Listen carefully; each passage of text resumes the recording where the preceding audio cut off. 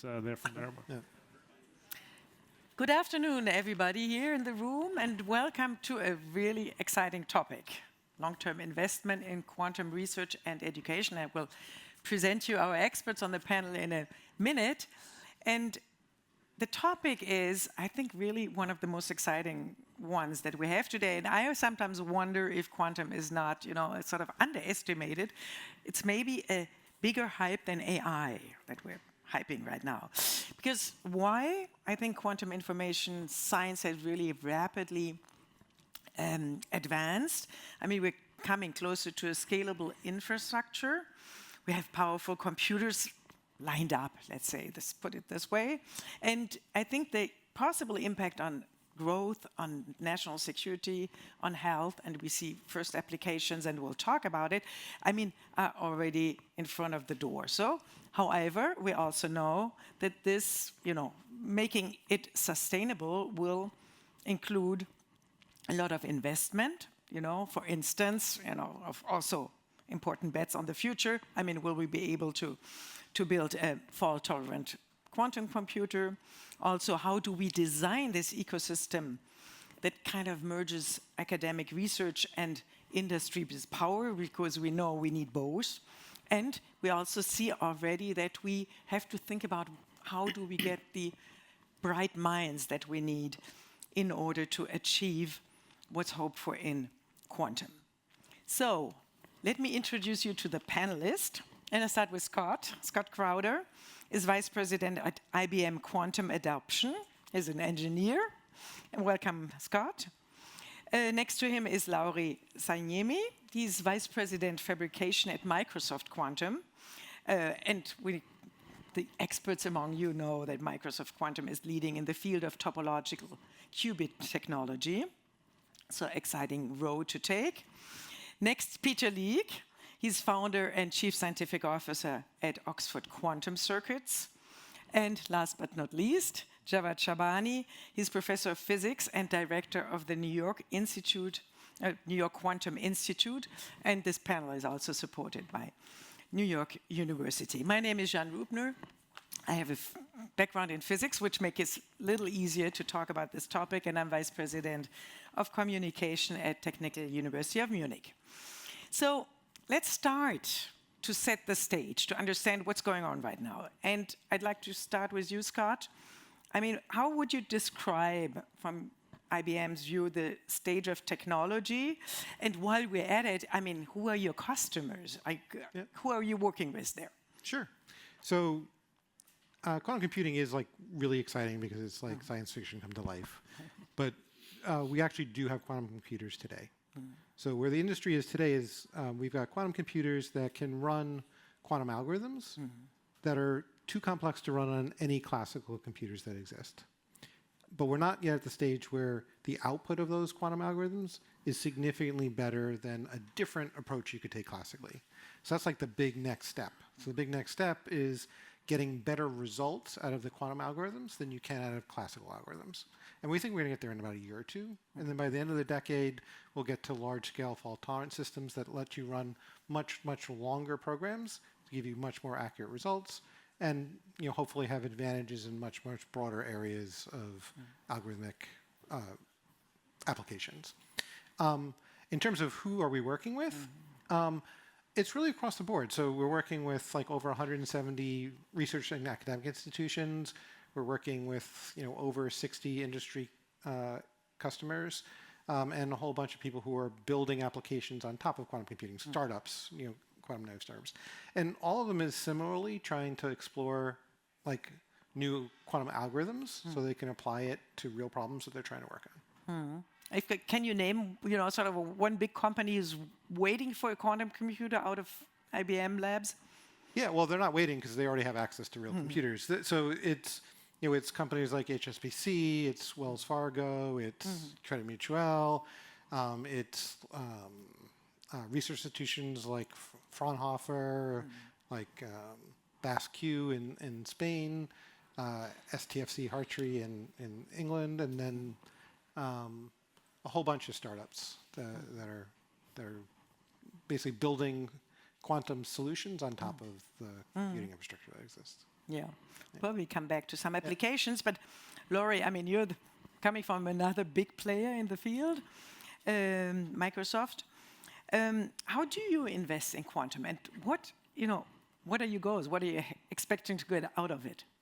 Yeah, great question. And maybe I start from what are our goals, because I think then it makes sense to talk about, okay, where do we invest? And Microsoft is a platform company. So we're really building a platform for not only for quantum computers, but we already have in our data centers, we have GPUs and CPUs working seamlessly together. And the next step is that the quantum will be a new accelerator going into our data centers. And we want to provide that compute service for all our customers. So that's the vision that we're going for. Then, okay, getting back to the, okay, where do we invest? So then we do have a full stack approach. So we're investing from lowest level of hardware and qubits, and then we're investing up to all the developer tools and even the applications in certain areas, and everything kind of in between. Then if you go that, okay, more concretely, like you mentioned, we're working internally on topological qubits and that approach. That's a huge investment for Microsoft internally to have that hardware muscle available. And maybe what is nice about the approach from my perspective is that Microsoft has been very open in investing outside of US as well. We've been very heavily investing in quantum in Denmark, and we have really the qubit fabrication and materials and measurements happening locally in Denmark in our own facilities. On top of the topological side, we're also looking with our partners other qubit modalities. Maybe the most famous example now is that we sold a quantum computer together with atom computing for a new company in Denmark called Q North, and we're delivering that together, where we're relying on atom computing's hardware, and all the software stacks are built on top of that by Microsoft, and it's also being connected to our cloud services. So that maybe gives you a kind of a picture where we are investing today. Thank you so much for setting out your stage. Javad, I mean, you're a physicist, obviously, you're in research. So what is from the perspective of a physicist, so the hardest problems left, on this road to the quantum computer? Right. I mean, everything is hard in quantum, right? You have hardware, you have software, you have application and algorithm, and we are making great progress, right? In the last decade or so, we have come a long way. In 15 years ago, maybe we had a couple of qubits.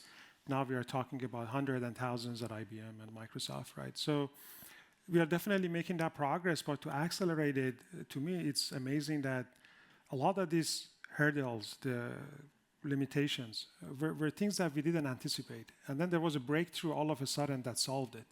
So having lower noise physical qubits, doing better readouts, having better control, bringing it to a scale, as you mentioned, to millions of qubits, it would be different than the way we are doing it today, right? So these are the things that, collectively everyone is trying to solve and help each other. But I think, at the university, we are on the R&D side of things, right?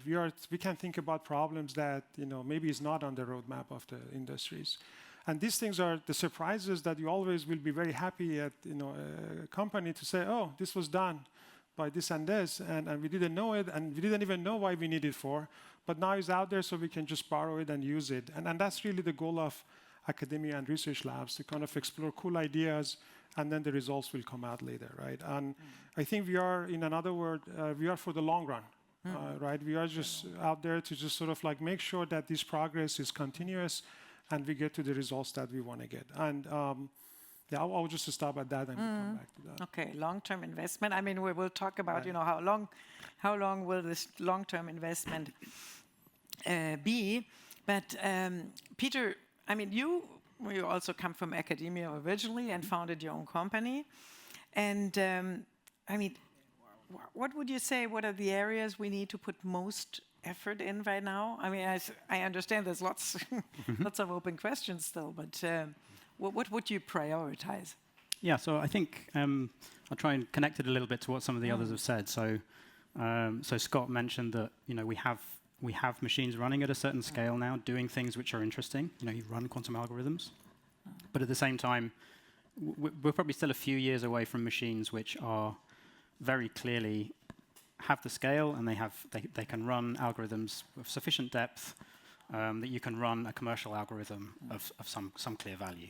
And so I think maybe another perspective is, I think, so Javad just sort of pointed back in time to how things looked, 10, 15 years ago when things were at small scale and just about starting to work. I think over the last decade, we've really got to a point where not only have we kind of conclusively got well beyond proving that the basic technology works well enough, we've seen kind of activities scale up a lot, including startups like my own and activities in big tech companies. So I think we've kind of built kind of confidence that basically the tech works. We've got very large scale of activity now across the world. So I think the kind of the focus now has to be on bringing the errors down. So this is error correction. So doing what's called quantum error correction, showing it really works in hardware, so that over the next couple of years we can pull the errors down low enough that you can run these applications of commercial value. I think this is a hugely interesting area for the interface between academia and industry. Mm-hmm. I mean, and this is sort of the next topic I would like to pick up, and we've already heard it, from the different sides here, industry and academia, and obviously you already work together. But Javad, can you expand a little bit on, you mentioned, yes, sort of we have the advantage of being researchers, we work in a lab, we have these long-term questions that we can tackle, but expand a little bit about what you have to offer to, for instance, Scott and Laurie. Right. So first, we are a university, right? At universities, we invest in people. We like to invest in hardware, we like to invest in research, and we do that, but our real output is the students, postdocs, and the next leaders of this technology, right? So for them to be really successful and for us to achieve our goal, we really have to be aligned with industry, right? We need to know where the problems are heading. We need to know the challenges. We need to know how things go, right? And in my own research, if I go back again a decade ago, what I did as my postdoc, the science is irrelevant completely now, right? Because that physics of 2 qubit is gone. Back then, it was a huge problem, right? But what we learned from that is kind of the way we did things, right? The critical thinking and kind of knowing the environment in terms of material science, microwave engineering. There are really good lessons that we learn, and I think we need to pass on that to the next generation, that when they go out and they kind of end up in industry, we actually accelerate this effort rather than just having like learning on the job, because quantum is a very fast-paced research. That's why it makes it really exciting, and the students want to kind of get in. I also say we do fundamental research, as you said, in the long run, right? And the fundamental research, it's amazing because you solve problems that you don't immediately know where it goes. But this year, Nobel Prize of 2025 was awarded to superconducting qubit type problems that really initiated an industry that most of us are working on that now, right? So back then, probably they didn't know this is going to lead to a technology, but we really appreciate that kind of work. So that's what really is the core of the mission at the university. And when it comes to Peter mentioned the fault tolerance, repairing, mistakes that the computer makes.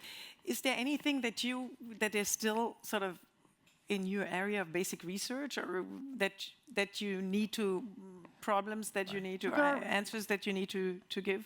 Yeah, so we work with industry in a way to understand where we are, what are the metrics, what is the verification, and again, we are the gatekeepers too, right? Basically, there is a lot of research across the world. They come out. As an academic, we try to have or develop at least algorithms or things that can benchmark properly what means what and how much progress we have made. And then that's a challenge because we have so many qubit modalities that we don't know, but IBM has done, Microsoft have done great work in terms of understanding how we can compare different technologies. But we certainly do work toward this fault-tolerant dream that, as it's kind of coming on the horizon. What is the definition? And sometimes the definitions move, and we try to kind of make it clear that where we are, right? Yes, please. Yeah, so I might change the verb tense a little bit. Like, I think from my perspective, we've done the research over the last decade of how we're going to build the first fault-tolerant large-scale quantum computers, and that's more engineering now. I know it's in the future, but it's in the next 3 years. That doesn't mean that there isn't still a huge, massive need for long-term investment in quantum computing. Just from my personal opinion, it's not to get to the first fault-tolerant quantum computing, because we've done that already. That research has already been done. But how do we network them together? How do we efficiently make them more efficient or more cost-effective, et cetera, et cetera?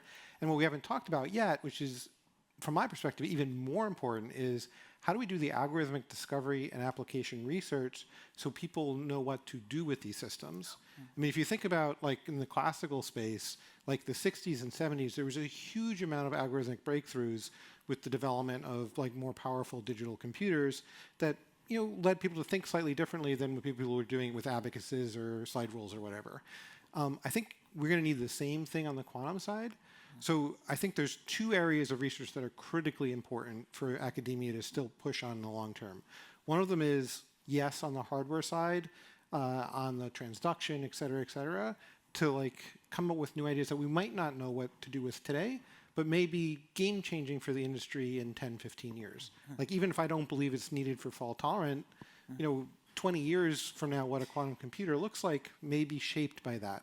But equally important, I think my argument would be even more important, is the research that needs to get done on algorithmic discovery, because that is really even more in its infancy than where we are from how do you build a fault-tolerant quantum computer.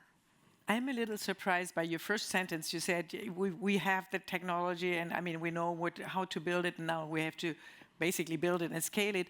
I thought that that we still have different technological paths. There might be different types of quantum computers, right? Yeah, and we don't know yet which is the most efficient and. Yeah, right? there's multiple different modalities. All of us probably have a slightly different. Well, 2 of us might have the same opinion. All of us have a slightly different opinion of, like, which modality is going to be the most powerful. But I'm just speaking for IBM from our perspective. But from our perspective, we've done the research work. We understand what are the pieces that we need to put it together. We publish the papers, blah blah blah blah blah. There's a lot of really hard engineering work that needs to get done to do it at scale, quality, et cetera, et cetera. But it really is, like, we believe we're going to get demonstrated in 2028, delivered to our clients in 2029. If you look at the industry, like, a lot of people in the industry have put their roadmaps forward to do similar things. Do I think all of them are going to pan out? No. Do I have more confidence ours will? Yes. But it's not a plus or minus 10 years thing. It's not a, like, there needs to be a new breakthrough research for one of them to work. It is more like a plus or minus 1 year thing, not a plus or minus 10 years thing. That sounds positive, yes. So I would like to, sort of explore a little more in depth one other sort of projects where academia and industry work together. And I understand there's, for instance, like between the US and the UK, sort of an agreement about building a quantum computer in New York. And it's going to happen pretty soon. Oh, that's you, Peter, right? But you're in New York, so Sure, you're part of it. You're a partner. Okay. So first question, why New York City, right? Why would you, we would think you would probably rather go on the countryside somewhere, but please tell us more about it. Yeah. So I can answer this. Also, I should mention, of course, there's plenty of quantum computers in New York. We have plenty of them in the IBM, sorry, I forgot. famous for So being it's in the okay. area. We have plenty of them in the countryside. So. There's a specific recent story, I think, which has been very, very nice news, I think, in the industry. So, there's a few angles to it. So one is, there's a UK-US tech prosperity deal which was done, which is connected to this, and this is much, much broader than quantum. So this is a tech prosperity deal between the two countries, talking about AI, quantum, and clean energy tech. And at least I know on the UK side, the scale of investment there in transatlantic cooperation is at the scale of several tens of billions. Exactly how that works, I don't know, but so it's quite a big thing. And then so OQC got kind of neatly connected into this, and so we're very happy to have been kind of involved in the announcements. And this is because we've just got a partnership together with a US tech company called Digital Realty, who do co-location data centers. So data centers have been mentioned a few times. This is one of the places I think we all agree that it's a good place for quantum computers to get used ultimately. Yeah. And so this is really a kind of UK-US collaboration. OQC is a UK company. Digital Realty is the host data center company, and we put our quantum computer there in New York City in Digital Realty's data center. And why New York City specifically? So this is very much about focusing on talking to the financial sector. So OQC particularly. So this is a strategy of ours. That we integrate into data centers in financial centers of the world to get connected into the financial sector and applications there. So New York City is a lovely addition to having London and Tokyo. Okay. So there's lots of nice angles there, but I think really the UK-US collaboration is yeah. So you're going to have the hardware there, and you're going to have the customers mostly out of finance there.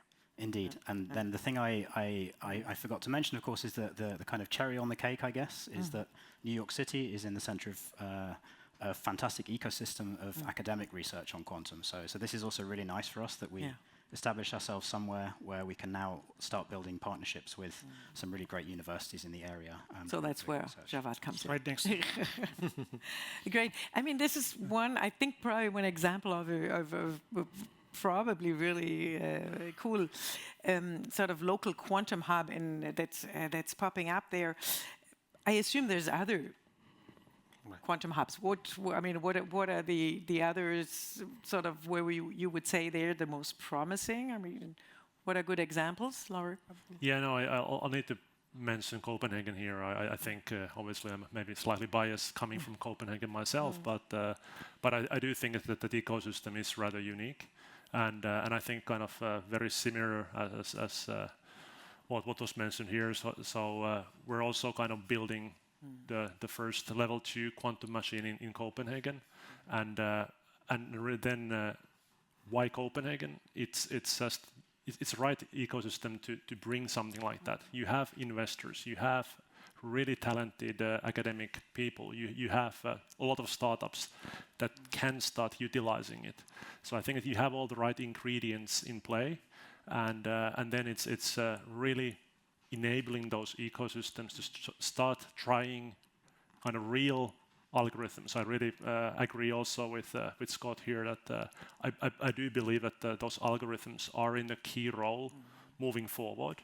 That's at the end of the day, I think if you look the hardware technology, kind of what we have available today, kind of on classical compute, there are only a handful of companies really doing the hardware, and then there's like enormous amount of companies that are utilizing those and making business out of apps and algorithms. And I genuinely believe that will be the path for quantum computer as well. We're early, but you definitely want to see that algorithmic part being invested, especially kind of from the talent perspective. You want to ensure that talent is in the pipeline, and when the quantum computers are powerful enough, they can really come up with those billion-dollar ideas that how do I utilize that in a most efficient manner. So understand, to put it bluntly, I mean, the hardware is solved, we now need to solve the software problem. kind of. Yeah, definitely. Yeah. I think that definitely comes right after the hardware has been solved. But coming back to the hubs, should we, or do you see the hubs like, they're all promising pathways that kind of have to, create synergies between them? Or, I mean, is it more synergy? Is it more competition? Is sort of the best will win? No. How should we envision them? No, I think it's a mix. I mean, obviously, on the hardware side, it's competition because we all want to win being the hardware infrastructure provider. I think, in the space of using quantum computing as a computational tool, at the end of the day, we're really going to touch this. I mean, basically what we're doing is building a new computational tool that allows you to run algorithms that you cannot run on any classical things. So solve problems in a completely different way that we really, really want to solve, right? And fundamentally, right? So it really, at the heart of it, it sounds like sci-fi, but at the bottom line, it's a new computational tool. So there's a lot of space to collaborate of how do I use this new computational tool. So for example, there's working groups that have started up to look at basically, optimization algorithms for quantum computing, and it's working groups that are across the globe, and you see the research hubs working together in those working groups. So for example, for us, we've put a lot of effort into partnering around the globe, with NIU and with other players. So big hubs in the Basque Country, Basque is a pretty major player that have decided they're going to invest here. Quantum is going to be their scientific thrust. In Japan is another good example with Riken and University of Tokyo. Many examples in Europe, smaller, Poznan, Fraunhofer, et cetera, et cetera, et cetera. But what you're seeing is that all these disparate hubs that are getting access to the compute to enable people to use it as a computation tool are leading to these people working together in these kinds of working groups collaboratively to push the science forward. And I think that's really critical. So I don't think it's just competition. I think there's collaboration going on already, and I think it's natural. So we see already a transnational effort there, because yes, but it's researcher out, not government down. Yeah. Right? There's support from the government down, like the US, UK. But the more important thing is getting the researcher community together. They need support to get access to the underlying computation tool, just similar to AI. You need access to the a certain amount of AI resources. We're not talking about the same magnitude at all in quantum, by the way, to be productive. But you need that access. But once you give that access, the researchers will collaborate if you just get them connected. Yeah. So we don't need sort of a big sort of transnational government effort to pool forces. Well, the government helps, I think, at this point because it's not cheap building these computers or making them available, and we're not at the point yet. As Peter said, that there's immediate commercial value, so there's definitely value to government helping kickstart these things, but it's kickstart, not dictate, if that makes any sense. But I guess there's a point also on the academic side, right? When you form these centers like NYU Quantum Institute, you really bring people, from the hardware side, from the software, from algorithm, from chemistry, from use cases, all the way through that actually you can, when you partner with an industry to actually use their system, now you have a full-fledged range of different problems that you can attack. And I 100% agree that at this point, if you're putting 50% on hardware and 50% on software, this would definitely change into, maybe 20% hardware and 80% on algorithmic side.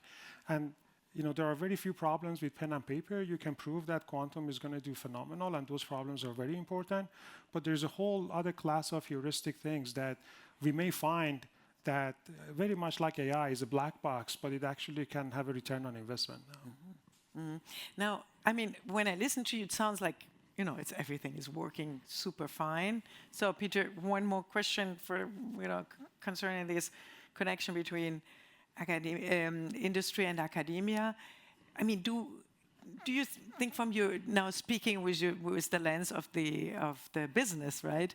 Do you get enough out of universities? I mean, are they giving you the answers you need for, to carry on?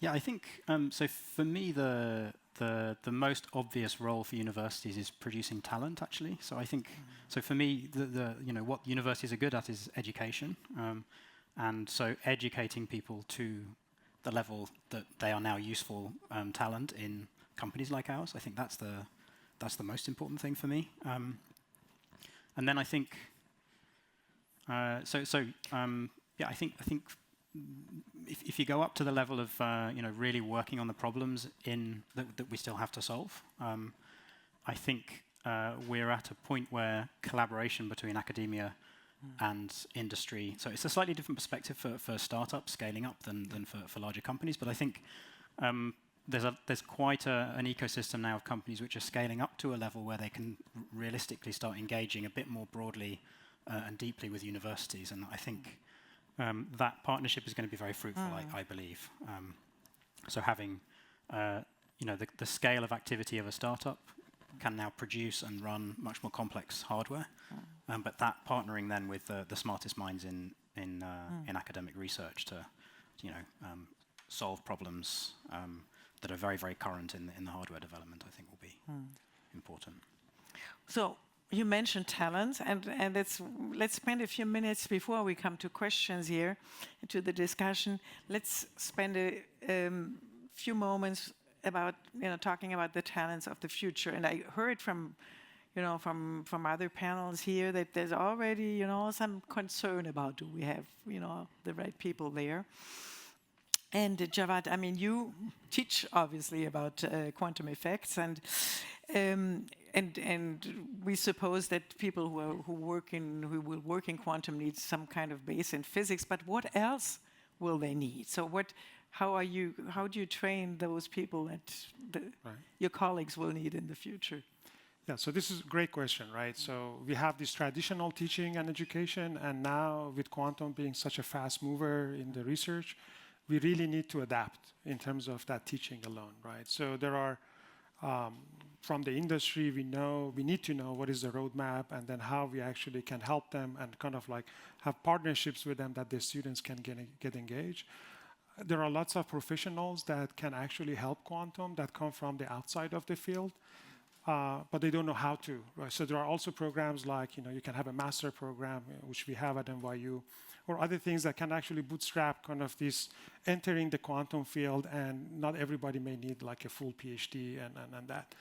On the PhD side, though, I would say if somebody is going through that training, I think there are two criteria that I feel are essential, and we try to teach them. One is that they need to be brave. And by that, I mean, like, you need to, and this was what's happening, I guess, is that you have to get the quantum out of the lab. So inside the lab, you have all these, you can, make everything perfect.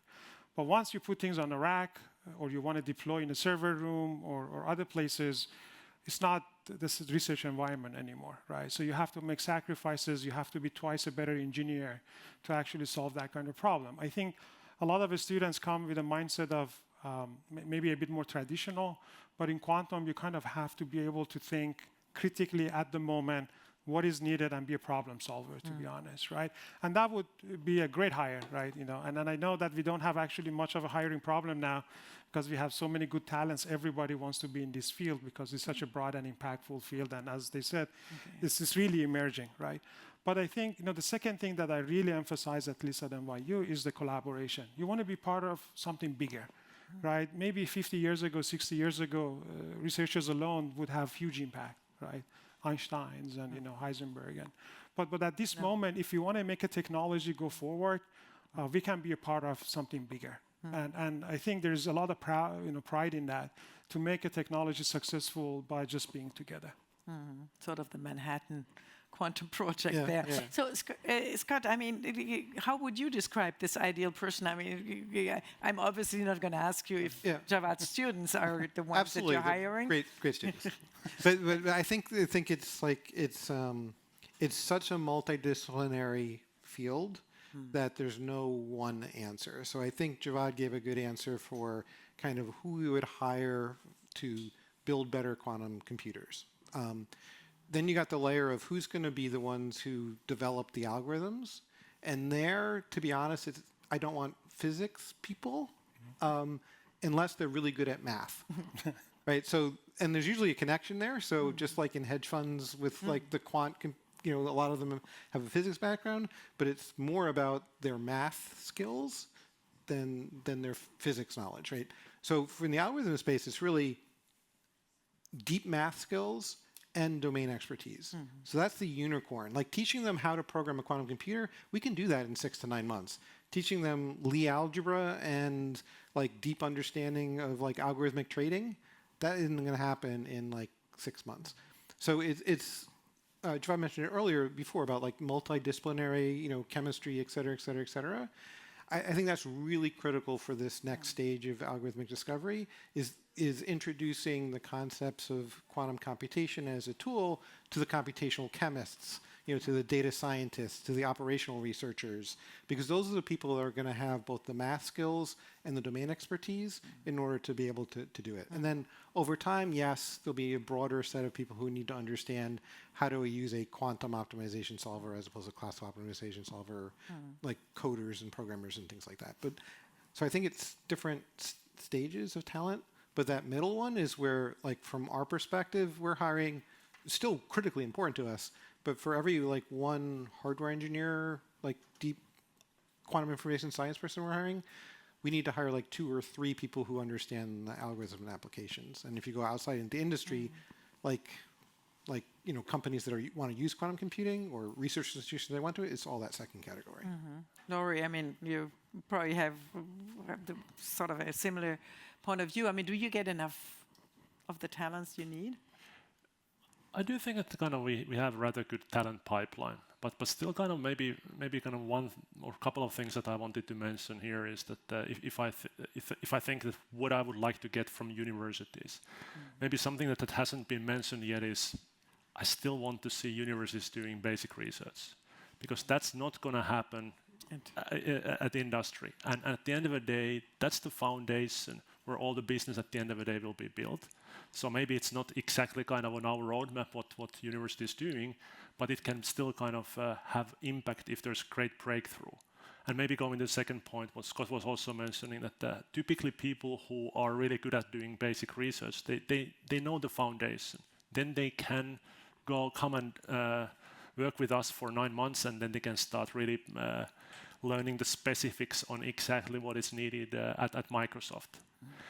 Maybe the other aspect what I would like to mention is that I would love to see that in the field of quantum, we would get more people who are actually not quantum physicists, but we actually get really trained professionals from other fields contributing to building of the quantum computer, because it is really multidisciplinary. And I think there was, at least a while back, there was a little bit of stigma that everyone working in a quantum needs to have that physics degree, PhD, otherwise you don't have right to say anything. But I don't think that's right. There's so much more what is needed to build a quantum computer, and bringing that talent in to our programs, I think, is critical as well.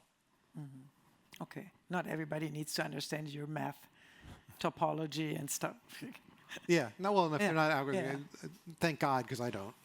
Okay, Peter, just anything you want to add from your perspective? What you're wishing for when it comes to talents? Yeah, I think maybe connecting on what's just been said, I think absolutely you need to bring talent in from many areas to build and use these things. I think one thing maybe that's worth saying is I think if you didn't do a physics degree and understand quantum mechanics, I think a lot of people find it a little bit a scary thing. They think, oh, it's a crazy thing. I need to be a physicist to understand this. But actually, I think we probably could do well to put just the right quantum mechanics into quite a lot of other degrees. So someone that comes out with an engineering degree focused on, a focused degree that might be of relevance, there could be a quantum mechanics option that they do, so that they don't need to learn about quantum computing in some depth, but at least they come out with no fear of quantum mechanics, because it's not that difficult to understand quantum mechanics for. That's what a physicist say. I am a physicist, sure. Okay. Yeah. So I think a bit of quantum across other degrees would help a lot, I think. Okay, well, so I heard somebody talking about getting quantum into primary school, so I don't know if that's going to be the solution, but okay, I'm sorry, I've made you wait much too long. We do have time for questions, and I see one here, and please, if you could get up, maybe I'll say, yes, it's better for the camera. Hello, okay. Hi, I'm Diane, I'm from Marine Research Institute in Madeira. So classical computing got a big boost from World War II. Is there a similar fear factor that's driving some of this race as well? And if there is, can you help me understand what is that? What is that fear about? Is it helping investment and development? Sure, I can take that one. So there is some element of it, because one of the kinds of math that classical computers suck at, but quantum computers have been shown on pencil and paper to be good at, is doing something called factoring, which is similar math to that is the basis for asymmetric cryptography today. So if you're doing a digital signature or you're sending private keys to each other, you use that kind of math to keep it safe. So Peter Shor back in the 90s came up with an algorithm that basically said if I had a large quantum computer, I could break that kind of asymmetric cryptography. So there is some fear in the system because that has nation-state level implications. The solution to that is come up with new crypto standards, which places like NIST in the US and similar things around the globe have done, that basically uses math that we think both quantum computers and classical computers both suck at, to replace those crypto standards. So now it's just, to put air quotes around just, a matter of going and finding all your current asymmetric crypto and changing it all to these new standards. So that's where it is. Because of that, there is nation-state level interest in it beyond what you would think for just pure from a computational point of view. I would maybe, I'm sorry. Do you want to add? Just add a very quick thing that, I guess beyond the security, which is a national security, even for examples that were mentioned in chemistry, you can have, at least there is a promise that you can make really big leaps into, advances of drugs and discoveries and things like that, right? So it's definitely the security, I would say, is driving it, but then there are really interesting problems that can also be within reach once we can solve a Shor algorithm. Yes, please. I was going to ask a similar question in the same field from a different perspective. So if you invest amount of A to the development of quantum research for computing, what part is invested for the post-quantum cryptography part of you? I mean, just approaching from a different way, because I'm in the smart card business where it plays a central role, and we are preparing the first product for next year, actually. Yeah, quick. So it's not the same level, because you're talking about a very, very capital-intensive investment like quantum computing versus post-quantum cryptography, which is more of a hire really brilliant mathematicians to come up with a new thing and then hire a bunch of software engineers to write tools to make it easier for you to go find all your crypto and change it. So at IBM, actually, it's out of our Zurich research lab. There's a bunch of really smart mathematicians who worked, across, collaborators across the globe to come up with these new algorithms, post-quantum cryptographic algorithms that got, made into standards by NIST. There's efforts also to come up with, potentially different mathematically based standards as well to give more options in case we find something out in the future. You want to be prepared. And also, to come up with new cryptographic approaches that might take less bandwidth so that you can use them in more distributed environments, et cetera, et cetera, et cetera, et cetera. So there's definitely a lot of investment in the post-quantum cryptography stuff also, but it's definitely not the scale of magnitude. And I think that really just comes down to the fact that you're talking about, in the computational space, a huge amount of capital investment required to do things. So we can take 2 more questions here first, and then you. Okay. Would you please stand up? Oh, sorry. Yeah. So essentially what I wondered is about your opinion where we are in the quantum hype cycle, because we saw already some expectations, like if you think about near-term VQEs that were not fulfilled in the end. So is there still, do we face now an uphill, or is there still some downhill we have to kind of undergo before we get to a plateau of, success in quantum? I'm happy to comment on that one. So I at least feel that yes, there is a little bit second wave of quantum hype in a way. At the same time, why I feel rather good about this time is that there's actual really solid progress being made. So it's definitely not only about hype. And I think that's really kind of, I think Scott mentioned something similar already earlier, but I think that we're just 1 or 2 years away when we start seeing quantum computers actually helping to solve certain type of scientific problems, and it's actually providing real world value. Okay, it won't run the Shor's algorithm, or it won't solve the most critical industrial scale problem, but you can gradually see value from quantum computers, and I think that will be huge, and that's why I think I'm not a fan of term hype, because maybe there's a little bit of that, but I think there's also really much solid progress being made at the same time. Yes, please. Yeah. Hi, David Gann. I was chairman of the Atomic Energy Authority for the British government, and now chair the public-private partnership to build a fusion power plant in the UK. And in fusion, we have to go a long way to actually prove a minimum viable product. We have to build a plant and turn it on. That costs us tens of billions.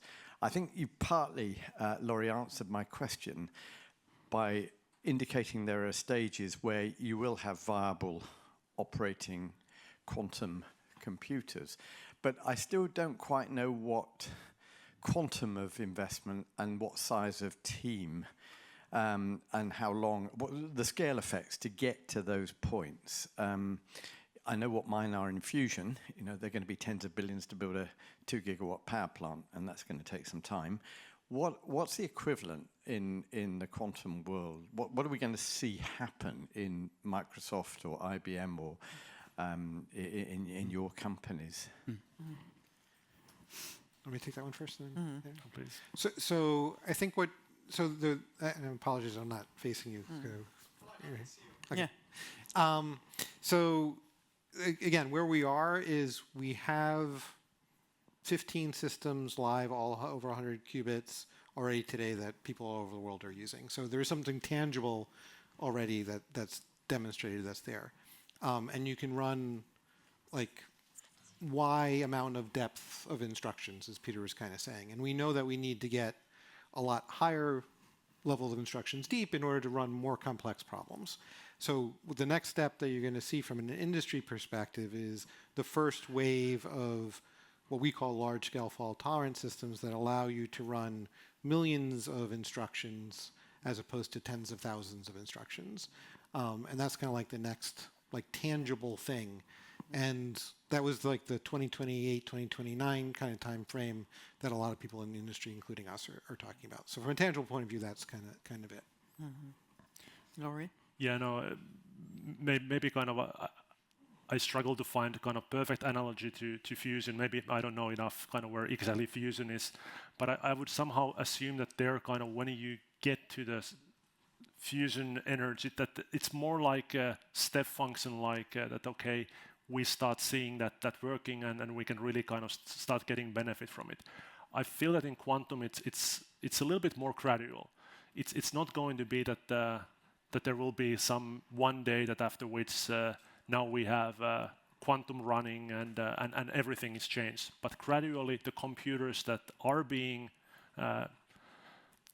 taken into use all the time, they get better and better, and you can do more and more with them. And obviously, it still requires continuously significant investment and this collaboration to make it happen. But that's how I'm seeing it.